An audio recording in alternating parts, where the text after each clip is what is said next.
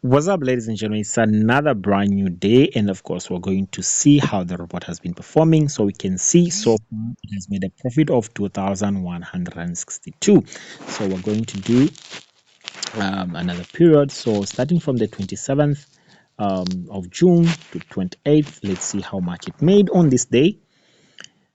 This day, of course, we can see it has started increasing in the profits that it's making. Now we can see maybe probably because the account has grown, and now it has made, on this day it made 947.88 rands, which is not bad. And now we see we have a total of, starting from the 19th of June to 28th of June, we have a total of 2,529.97 rands.